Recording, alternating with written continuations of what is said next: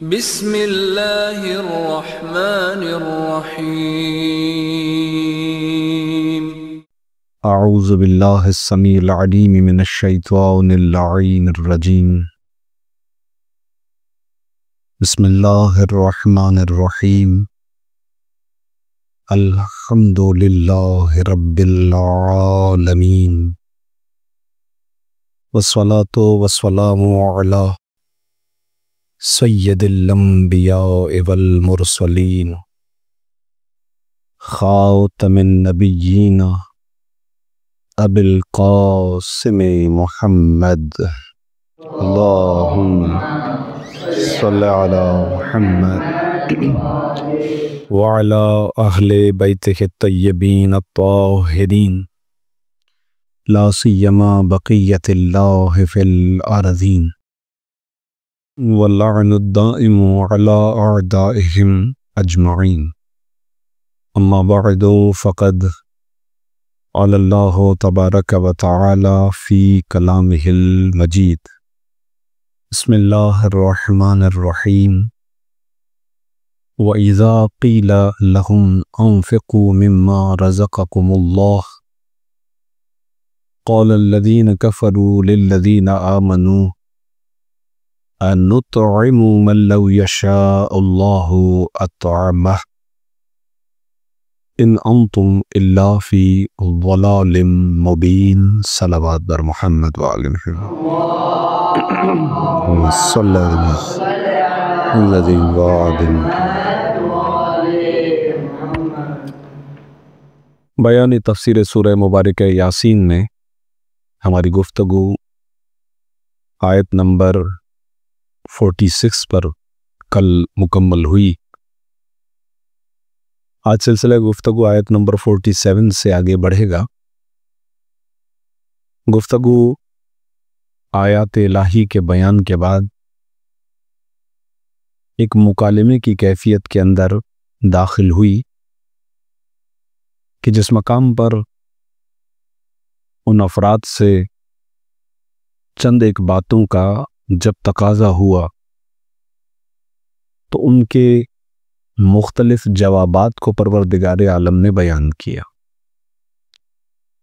مثلا پہلا یہ تھا کہ جب ان سے یہ کہا جاتا ہے کہ تم تقوی و پرہیزگاری اختیار کرو، ڈرو اس عذاب سے کہ جو عذاب آگے تمہارا انتظار کر رہا ہے، یا وہ عذاب کی جو تمہارا تعاقب کر رہا ہے، تمہارے پیچھے آ رہا ہے۔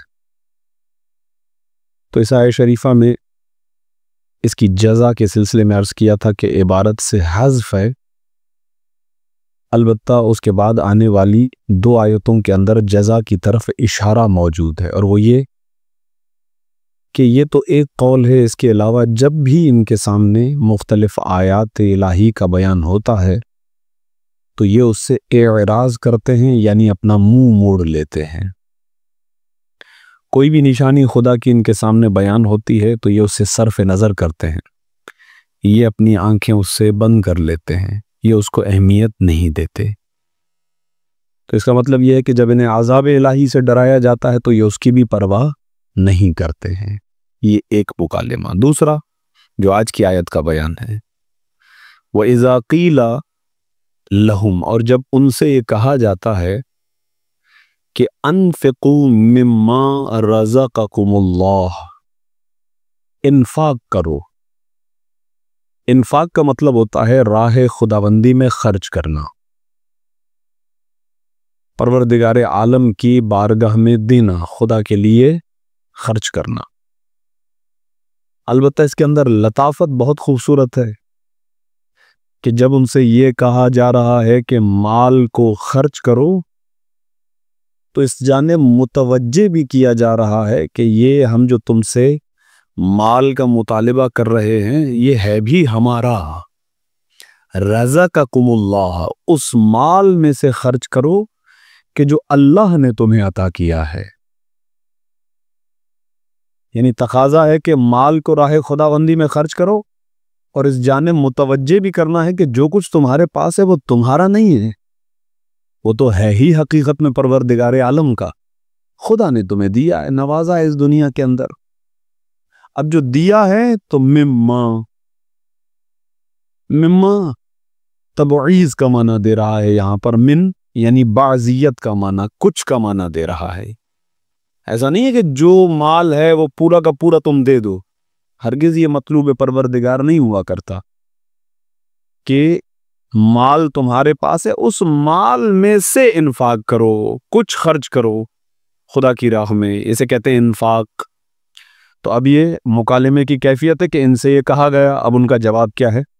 قال الذین، تو یہ افراد کہ الذین کفروا، جنہوں نے کفر اختیار کیا. یہاں پر اگرچہ ضمیر کے ذریعے سے بھی بیان ہو سکتا تھا، مفسرین نے لکھا کہ قالو کہہ دیا جاتا کہ انہوں نے جواب دیا، لیکن یہاں پر ان کی صفت کفر کو ابراز کیا گیا ہے، ظاہر کیا گیا ہے.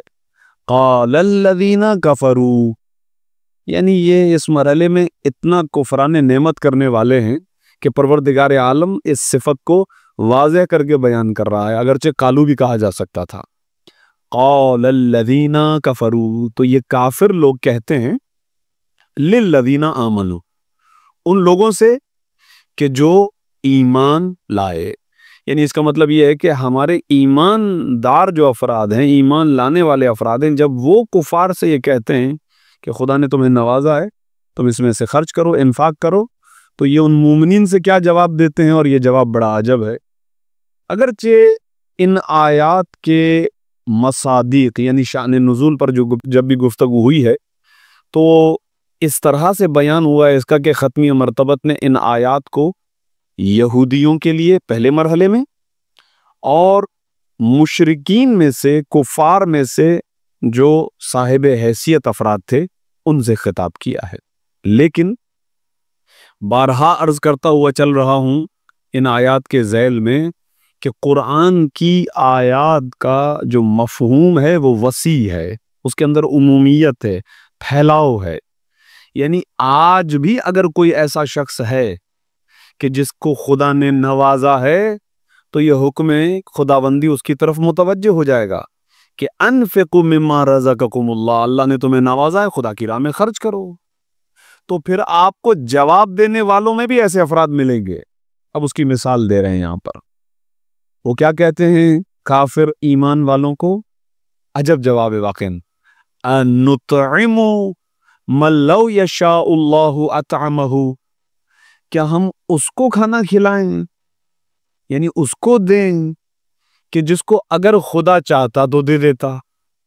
انفاق ظاہر ہے کہ جب ہم یہ کہتے ہیں کہ خدا کی راہ میں خرچ کرو تو خدا کو تو کسی چیز کی ضرورت نہیں، وہ تو بے نیاز ہے. یعنی آپ کا صدقہ، آپ کی زکوٰۃ، آپ کا خمس، آپ کے وجوہات شرعیہ جو بھی آپ نکالتے ہیں جو خدا کو مطلوب، خدا کی ذات کے لیے نہیں ہے، وہ تمام تر اموال پھر وہی انسانیت کے مابین تقسیم ہو جاتے ہیں. لیکن یہاں پر عجب تصور ہے کہ وہ جواب میں یہ کہہ رہے ہیں کہ ہم اس شخص کو کھلائیں کہ جسے اگر خدا چاہتا تو کھلا دیتا. اب اس کے پیچھے دو اعتبار ہیں. ایک تو یہ کہ اگر مطلب یہ سوچتے ہیں جو جواب دے رہے ہیں وہ یہ سوچتے ہیں کہ یا یہ کہ ہم جس حالت میں ہمیں خدا نے رکھا ہے اور وہ جس حالت میں ہیں انہیں بھی خدا نے رکھا ہے، تو جب خدا نے ہی انہیں فقیر اور تنگ دست رکھا ہے تو پھر ہم کیوں دیں ان کو، ہم انہیں کیوں کھانا کھلائیں، ہم ان پر انفاق کیوں کریں. دوسرا زاویہ، اگر وہ فقیر ہیں، تنگ دست ہیں، تو وہ اپنے اعمال کی بنیاد پر ہیں، لہذا خدا نے انہیں سزا دے رکھی ہے کہ وہ فقیر رہے ہیں. اور اگر ہم دولت مند ہیں اور خدا نے ہمیں سب کچھ نوازا ہے تو وہ ہمارے اعمال ہیں جن کی وجہ سے ایسا ہوا ہے.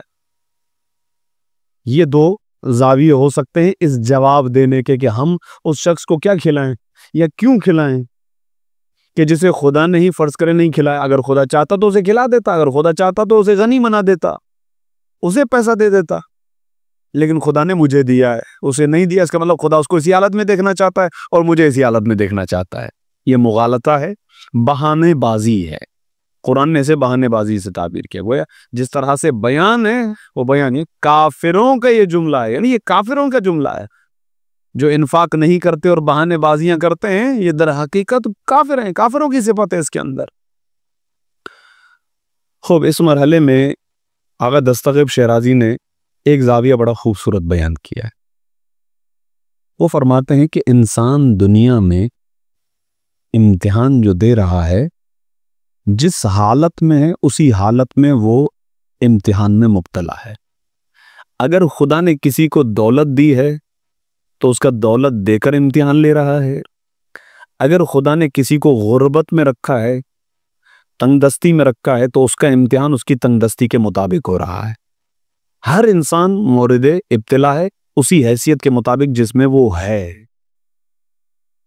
اس سے اس چیز کا امتحان لیا جا رہا ہے وہ فقیر ہے کہ آیا اس کے باوجود وہ شکر الہی انجام دیتا ہے یا نہیں، یعنی پروردگار عالم کا شکر ادا کرتا ہے یا نہیں، اس کیفیت پر صبر کرتا ہے یا نہیں، یا شکوہ و گلہ کرتا رہتا ہے، یا دوسروں کو دیکھ کر بلا وجہ اپنی کیفیت قلبی کے اندر لغزشیں لا رہا ہے. اور یہ شخص کے جو دولت مند ہے، اس کا اس اعتبار سے امتحان ہے کہ تمہیں عطا کیا گیا ہے. ایک زاویہ. دوسرا وہ کہتے ہیں کہ جو خدا کی مشیت ہے، پروردگار عالم کا ارادہ کسی کام کو انجام دینے کا، اس مشیت کی عملی صورت اختیار کرنے کے دو طریقے ہیں. ایک وہ کہ جو اسی سورے کے آخر میں آئے گا، وہ کیا ہے؟ جب یہ خدا کسی چیز کا ارادہ کرتا ہے تو کن فیکن، وہ کہتا ہو جائے. اچھا، یہ کن سمجھانے کے لیے ہے، انشاءاللہ عرض کروں گا وہاں پر، ورنہ اسے یہ کن کہنے کی بھی ضرورت نہیں ہے. وہ جب جو چاہے کر لے، یعنی براہ راست خدا اپنی مشیت کو عملی صورت دے دے. یہ کام کرنا چاہتا ہے، یہ ارادہ کیا، مشیت یعنی ارادہ، مرضی، اور وہ چیز عملی صورت اختیار کر جائے. ایک دوسری صورت کیا ہے؟ پروردگار انسان کا امتحان لیتا ہے اور اپنی مشیت کو اسی امتحان کے اندر داخل کرتا ہے. یعنی کیا مطلب خدا چاہتا ہے کہ اس ضرورت مند تک حصہ پہنچے، لیکن اس دولت مند کا امتحان لے کر پہنچے. اب اس میں کوئی کامیاب ہو جائے گا، کوئی کامیاب نہیں ہوگا. دولت مند کوئی کامیاب ہو جائے گا اس اعتبار سے کہ کسی نہ کسی طریقے سے اس تک پہنچا جائے، اس طریقے سے نہیں تو کسی اور طریقے سے پہنچے گا، لیکن اس کا امتحان ہو گیا مشیت الہی کے اعتبار سے. تو وہ یہ زاویہ آغا دستغیب شیرازی اپنی جو ہے وہ کتاب میں سورہ مبارک یاسین کی تفسیر میں بیان کرتے ہیں. بس یہاں پر یشا یعنی ارادہ ہے پروردگار، مشیت پروردگار ہے، لیکن یہاں پر یہ غلط سمجھ رہے ہیں. یہ اس مشیت کو اس طریقے سے لے رہے کہ خدا اسے بھوکا رکھنا چاہتا ہے، جبکہ یہاں پر مشیت یہ ہے کہ خدا نے اس کا مال تمہیں دیا ہے تاکہ اس کے ذریعے سے تمہارا امتحان لے. لہٰذا یہ جتنی بھی چیزیں ہیں جو انسان خدا کی راہ میں خرچ کرتا ہے، پروردگار عالم اسے دگنا کرتا ہے. قرآن میں مختلف تعبیرات ہیں کہ جو خدا کو قرضہ دے. اب خدا کو قرضہ دے یعنی کیا مطلب؟ خدا کو مگر کیا ضرورت ہے کہ اس کے حالات خراب ہو گئے ہیں تو اسے قرضے کی ضرورت ہے؟ یقیناً ایسا نہیں ہے. مسئلہ یہی ہوتا ہے کہ بعض مقامات پر خدا نے اپنی نسبت فقراء کی طرف دے دی ہے. یعنی وہ کہتا ہے میں تمہارے دروازے پر آیا تھا. پروردگار تو میرے دروازے پر آیا، بعد میں پتہ چلا وہ کوئی فقیر تھا، کوئی مانگنے والا تھا. یعنی یہ ہے کیا مطلب میں آیا؟ خدا ضرورت مند نہیں ہے، خدا اپنی مشیت کو اس طرح سے پایا تکمیل تک پہنچانا چاہتا. تو تمہارا امتحان تھا، ہو گیا، تم نے نہیں دیا، تم نے اسے خالی ہاتھ پلٹا دیا. لہذا یہاں پر بہت زیادہ اس چیز کی طرف تشویق دلائی گئی ہے کہ راہ خداوندی میں خرچ کیا جائے، راہ خداوندی میں خرچ کیا جائے، انفاق کیا جائے. اس کا بہت زیادہ ثواب ہے. پروردگار عالم دنیا میں بھی فائدہ دیتا ہے اور اس کا آخرت میں بھی فائدہ دیتا ہے. مال کے اندر برکت ہوتی ہے. جس کے پاس جتنا مال ہے اس سے اسی کے مطابق امتحان لیا جا رہا ہے، اسے دیکھا جا رہا ہے کہ وہ اس حیثیت میں کتنا عطا کرنے والا ہے. اور ظاہر ہے کہ جب بھی انفاق کی بات آئے گی اور انفاق کرنے والوں کی بات آئے گی تو سر فہرست حضرات محمد و آل محمد علیہ الصلوۃ والسلام کی ہستیاں آئیں گی. درود بھیجیے محمد و آل محمد، اللہم صلی علی محمد.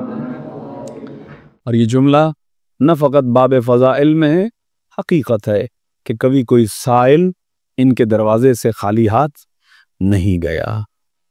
کتابیں بھری ہوئی ہیں ایسے واقعات سے کہ ختمی مرتبت بھی موجود ہیں، صحابہ کرام بھی موجود ہیں، دروازے پر مانگنے والا بھی موجود ہے، اور رسول اللہ کہہ رہے ہیں کہ کوئی ہے جو اس کی حاجت کو پورا کرے. سب خاموش بیٹھے ہوئے ہیں. تو ایسا نہیں ہے کہ کسی کے پاس مال نہیں تھا. صحیح ہے. اب بچے سے توفیق ہے، اور پھر آخر میں اس آنے والے سے سلمان یہ کہتے ہوئے دکھائی دیتے ہیں کہ چلو میں تمہیں کسی ایسے دروازے سے آشنا کر دوں کہ جہاں سے کوئی خالی ہاتھ واپس نہیں جاتا ہے۔ صلوات بھیجے محمد و آل محمد، اللہم صلی علی محمد۔ ان انتم الا فی ضلال مبین، ایک مرتبہ پھر لفظ مبین آیا، میں بار بار آپ کو متوجہ کرتا رہتا ہوں، عرض کروں گا ایک مرتبہ پھر تکرارن کہ اس سورہ کے اندر لفظ مبین 7 مرتبہ آیا ہے، اور دعاؤں کے بعد میں یہ بتلایا گیا ہے کہ کوئی شخص اگر جس کی کوئی حاجت ہو، کوئی دعا ہو اور وہ پوری نہ ہو رہی ہو، تو وہ سورہ مبارک یاسین کی تلاوت کرے، اور سورہ مبارک یاسین کے اندر جو لفظ مبین آتا ہے وہاں پر رک کر اپنی حاجت کو خدا سے طلب کرے۔ ان انتم الا فی ضلال مبین، تم تو کھلی ہوئی گمراہی میں ہو۔ یہاں پر امکان ہے کہ یہ پہلا امکان یہ ہے کہ یہ گفتگو کافروں کی ہے، کافر مومنوں کو جواب دے رہے تھے کہ اگر خدا چاہتا تو خدا ہی اس کو کھلا دیتا، ہم کیوں کھلایا، اور تم تو کھلی ہوئی گمراہی میں ہو۔ تو پہلی نسبت یہ ہے کہ ممکن ہے کہ یہ کافروں کا ہی جملہ ہو۔ مفسرین فرماتے ہیں دوسری نسبت یہ بھی ہو سکتی ہے کہ یہ مومنوں نے جواب دیا ہو ان کافروں کو کہ تم یہ جو کہہ رہے ہو یہ تمہاری ایک کھلی ہوئی گمراہی ہے، خدا ہرگز اس طریقے سے نہیں چاہتا، بلکہ خدا چاہتا کہ تمہارے ذریعے سے اس کی مدد ہو، لہذا تم انفاق کرو، تمہیں بھی ثواب ملے اور ضرورت مند کی ضرورت بھی پوری ہو جائے۔ اور بہرحال یہ ماہ رمضان جہاں انفرادی ذمہ داریوں کی طرف متوجہ کرتا ہے، وہیں پر اجتماعی ذمہ داریوں کے اندر یہی ہے کہ آپ اپنے فقراء کا، غریبوں کا، مساکین کا خیال رکھیں، اپنے غریب رشتہ داروں کی مدد کریں جہاں تک انسان کے لیے ممکن ہو۔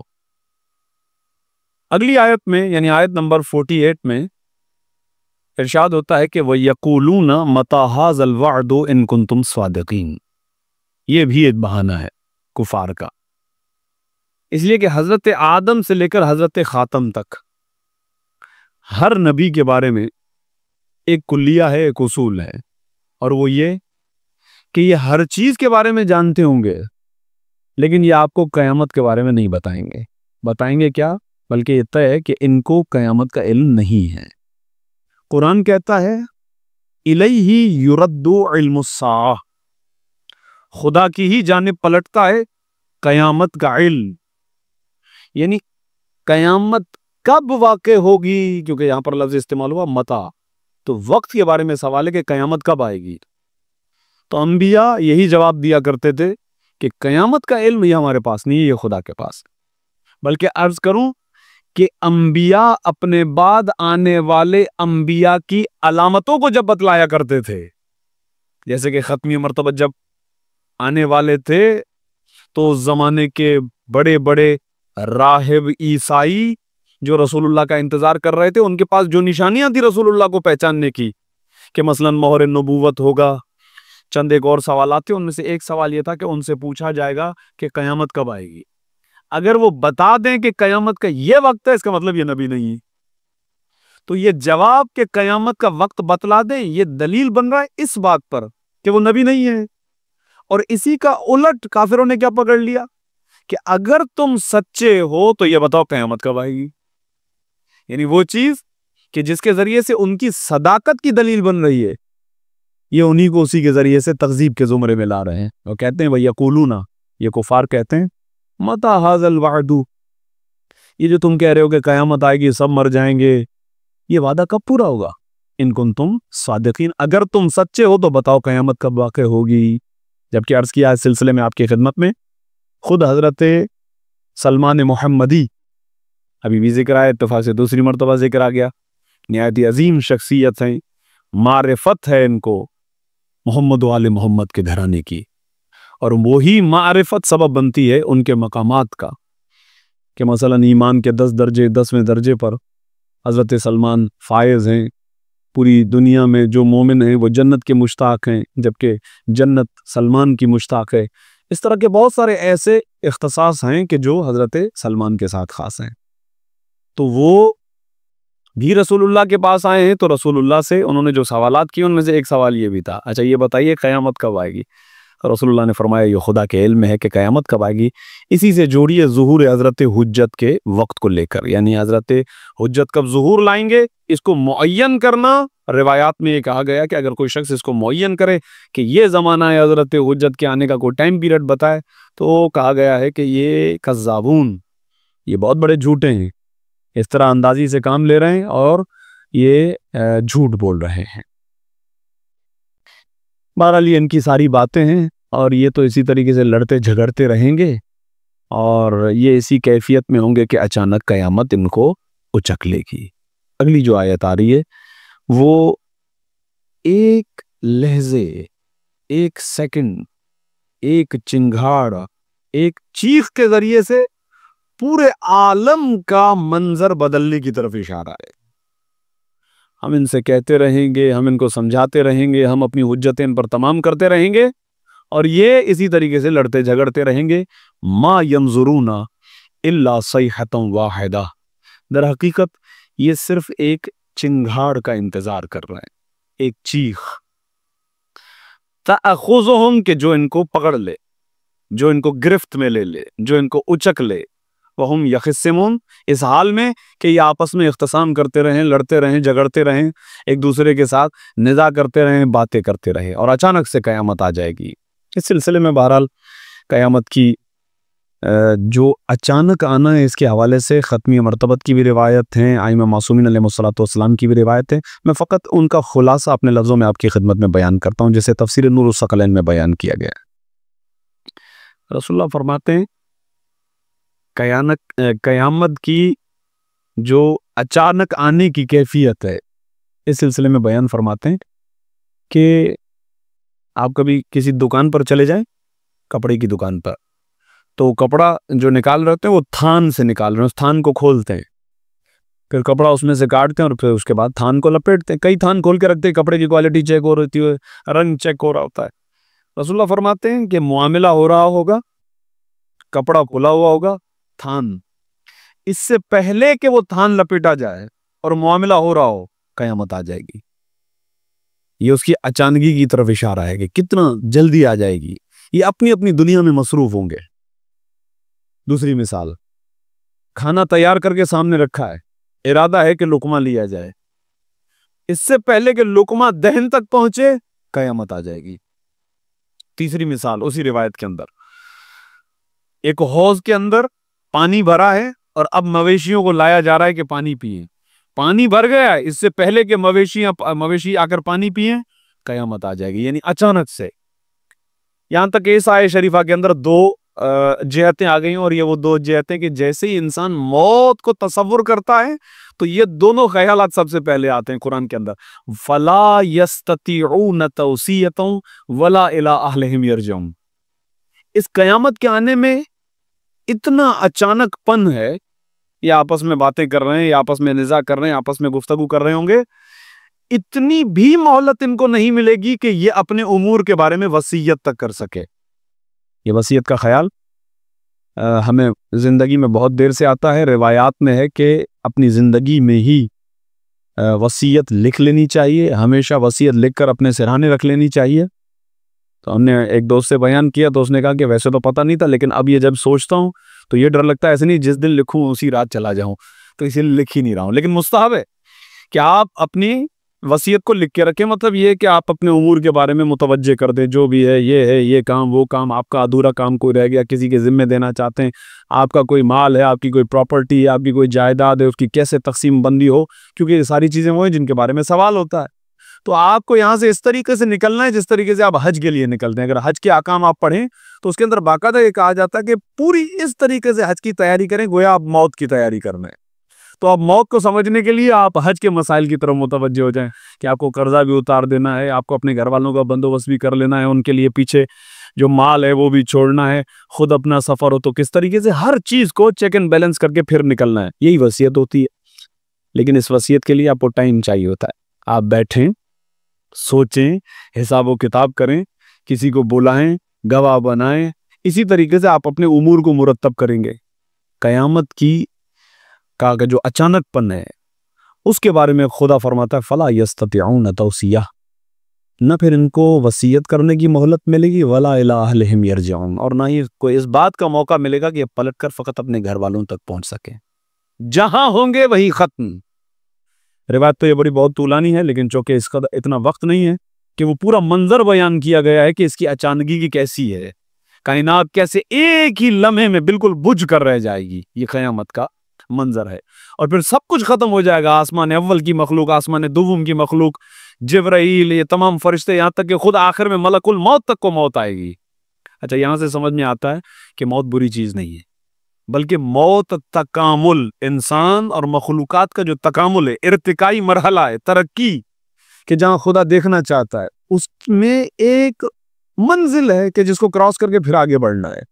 بری چیز ہوتی تو پھر یہ نہ مارے جاتے، لیکن سب کو موت آ رہی ہے، اور اس کے بعد پروردگار عالم وہ سوال کرے گا جو قرآن کے اندر بھی ہے کہ لمن الملک، آج اقتدار کس کا ہے، آج بادشاہت کس کی ہے، اور پھر جواب بھی خدا ہی دے گا، اسی لیے اب تو کوئی اور ہے نہیں، کہ اسی واحد قہار کے لیے، اس خدا کے لیے ہے کہ جو اکیلا ہے اور حکومت اسی کی ہے۔ سب کچھ ختم۔ اب یہ دو آیتوں کے اندر اتنی تفصیل ہے اس کے مابین، لیکن یہاں پر گویا سیکنڈوں کی کہانی، خدا کے لیے واقعاً سیکنڈوں کی کہانی ہے۔ وہ کیا؟ یہاں پر چنگار آئی، سب کچھ ختم۔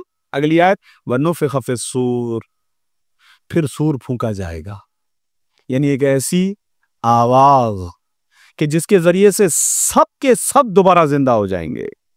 وَنُفِخَ فِي الصُّورِ، پھر سور پھونکا جائے گا، فَإِذَا، پھر یہ اذا آ گیا کہ جو پھر اچانک کے معنی پر دلالت کر رہا ہے کہ پھر اچانک سے یہ سب کے سب اپنی قبروں سے نکل پڑیں گے۔ من الاجداث، اجداث یہاں پر قبروں کے معنی میں، وَنُفِخَ فِي الصُّورِ، پھر سور پھونکا جائے گا، فَإِذَا هُمْ، تو یہ اچانک سے، من الاجداث الى ربهم ينسلون، تو یہ اپنی قبروں سے اپنے رب کی جانب تیزی سے حرکت کرتے ہوئے آگے بڑھ رہے ہوں گے۔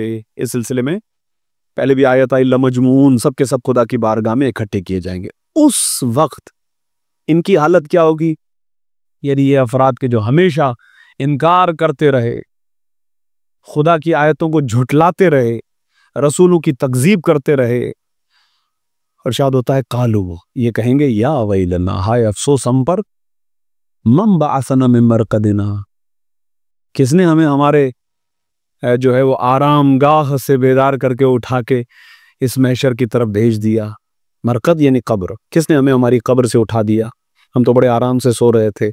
اچھا، برزخ میں ویسے عذاب ہوتا ہے، لیکن قیامت کی دہشت و وحشت کے مقابلے میں یہ برزخ ان کے لیے گویا آرام ہے۔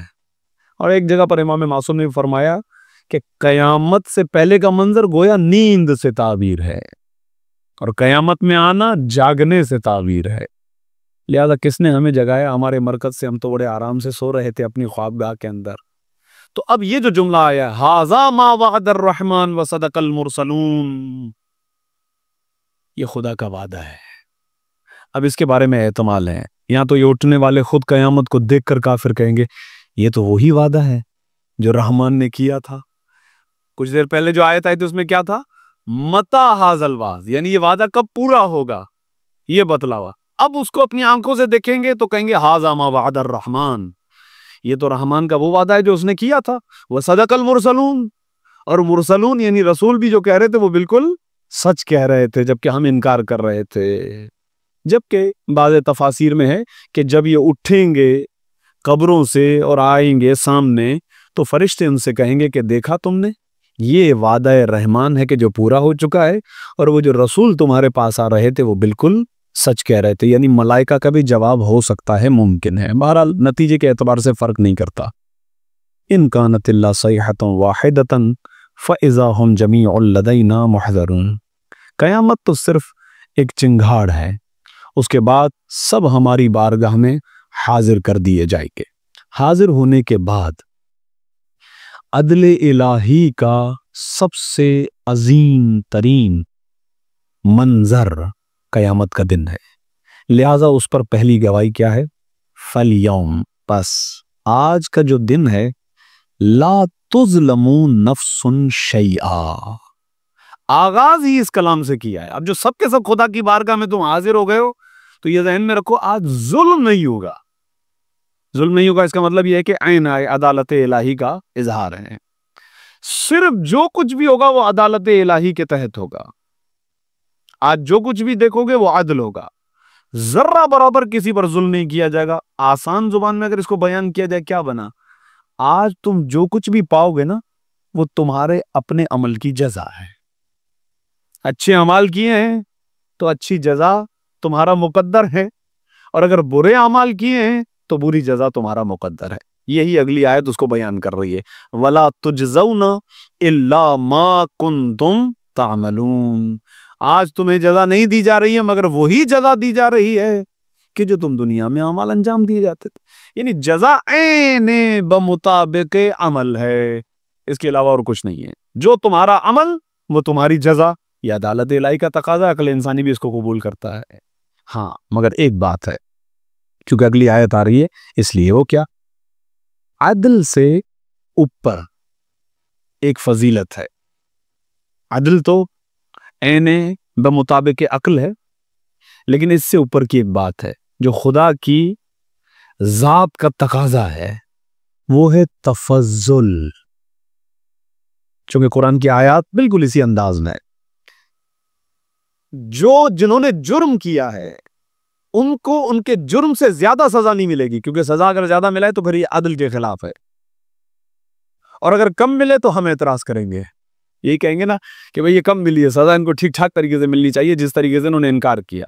مثلا اگر تم زندگی کے آخری مرحلے تک کافر رہے ہو تو ہمیشہ جہنم کے حوالے رہو گے، جیسا کہ اگلے درس میں انشاءاللہ یہ آئے گا. لیکن جنہوں نے اچھا عمل کیا ہے تو عرض کیا جائے اچھا عمل کرنا آسان نہیں تھا. اس دنیا میں شیطان کے ساتھ 24 گھنٹے برسرے پیکار رہنا آسان نہیں ہے، بہت مشکل مرحلہ ہی ہے.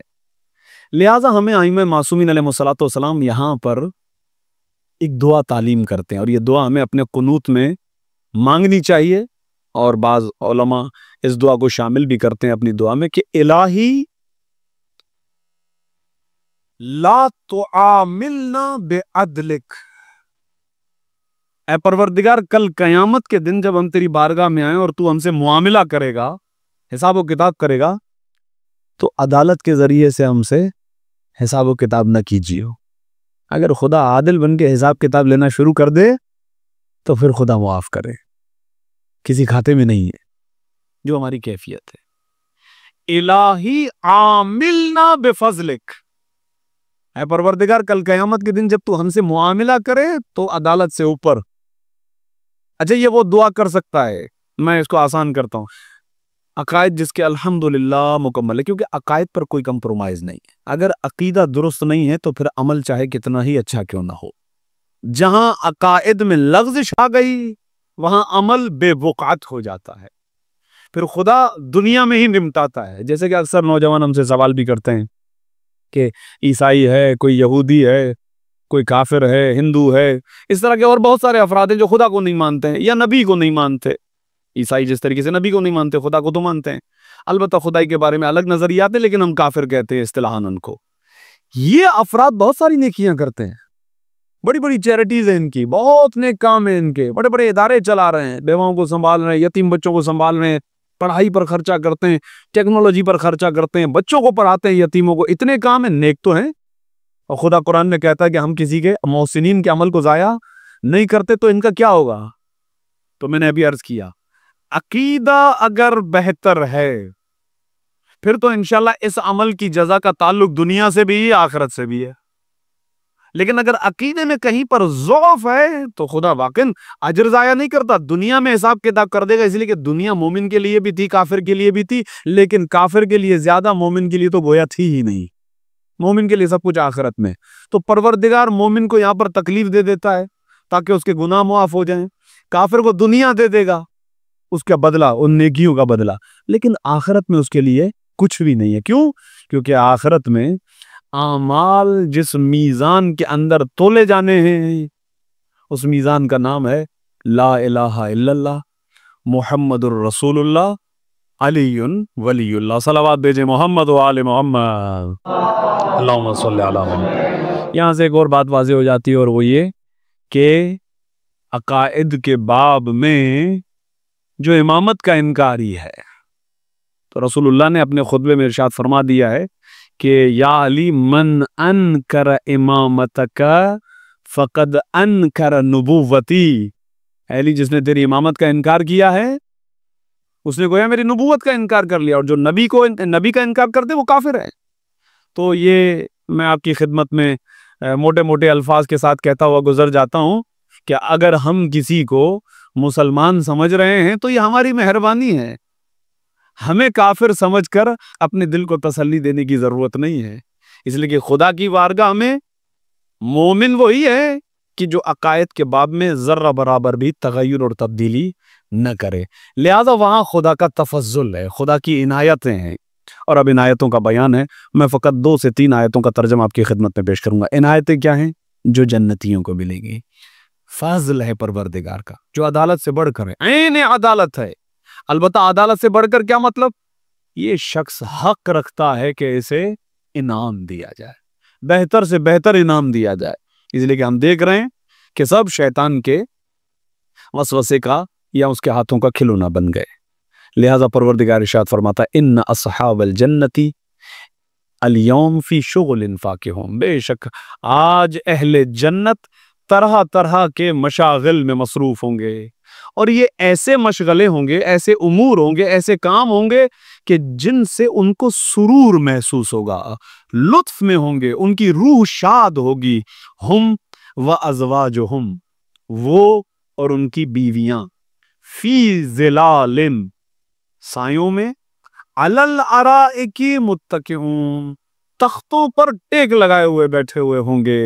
یہ سب سے بہترین کیفیت ہوتی ہے، بڑے ریسٹ کے ساتھ ہم بیٹھتے ہیں، لیکن جنت میں اس کا کچھ تصور ہی الگ ہے۔ وہ اور ان کی ازواج، وہ اور ان کی بیویاں جنت میں بہترین سایوں کے اندر بہترین تختوں پر ٹیک لگا کر آرام سے بیٹھے ہوئے ہوں گے، ان پر سرور کی کیفیت ہوگی، ان پر نشاط کی کیفیت ہوگی۔ لہم فیہا فاکہہ ولہم ما یدعون، اور ان کے لیے ہر طرح کے پھل ہوں گے۔ اچھا، پھلوں کی مثال سب سے پہلے آتی ہے، اس لیے کہ یہ طے ہے کہ غذاؤں میں سب سے بہترین غذا پھل ہے، اور جنت میں بھی فقط پھل نہیں ہے، لیکن پھلوں کا ذکر اس لیے زیادہ ہوتا ہے کہ بہترین غذا پھل ہے۔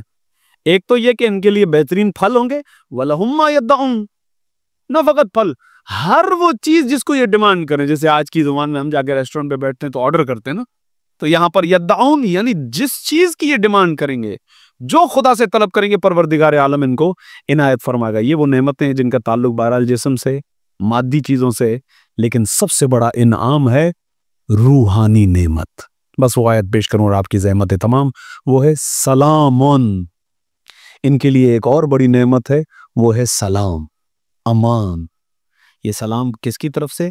قولم من رب الرحیم، یہ سلام ان کے رب، ان کے پالنے والے کی جانب سے ہے، جو کہ رحیم ہے۔ نہایت توجہ کا طالب ہوں، ابھی تک جتنی بھی خدا کی صفتیں آ رہی تھی، رحمان، اور عرض کیا تھا پہلی گفتگو کے اندر کہ رحیم یہ صفت مومنوں کے لیے، جملہ تبدیل کر دوں علی ابن ابی طالب والوں کے لیے، جو مولا کے ماننے والے ان کے لیے، کیونکہ جنت انہی کے لیے۔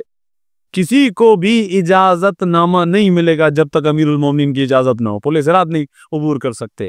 جنت کے دروازے پر علی ابن ابی طالب کا نام ہے، بغیر محمد و آل محمد کی ولایت کے جنت کی خوشبو تر سونگھنا حرام ہے، ممکن ہی نہیں ہے کہ پروردگار عالم ان کو یہ عطا کرے۔ لہٰذا خدا کی طرف سے سلام ان افراد کے لیے کہ جو جنتی ہیں، اور یہ سلام روحانی سلام ہے۔ روایات کے اندر ہے کہ جب یہ سلام آئے گا، مومنین ایک دوسرے کو سلام کریں گے، فرشتے استقبالاً سلام کریں گے، لیکن جب خدا کا سلام آئے گا تو اس وقت اس مومن کی ایسی کیفیت ہوگی کہ کہے گا کہ بس اسی سرور اور اسی کیفیت میں رہوں، اور کبھی اس کیفیت سے کبھی باہر نہ ہوں۔ دعا کرتے ہیں ہم پروردگار عالم کی بارگاہ میں کہ خدایا تجھے واسطہ ہے، امیر المومنین کے حق کا تجھے واسطہ ہے، آل محمد علیہ الصلوۃ والسلام کے حق کا، یہ نعمتیں اور یہ آیات جن کو ہم نے سنا، پروردگار ہمیں اپنے عمل کے ذریعے سے ان کا مستحق بننے کی توفیق عطا فرما۔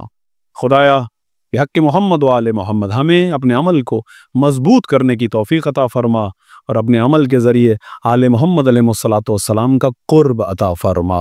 ان ہستیوں کو ہم سے راضی و خوشنود فرما، ان کی محبت سے ہمارے قلوب کو منور فرما، حضرت حجت کے ظہور میں تعجیل فرما، اور ہمیں اپنے مولا کے اعوان اور انصار خاص میں شمار فرما۔ ربنا تقبل منا انک انت السمیع العلیم بجاہ محمد و آلہ الطاہرین۔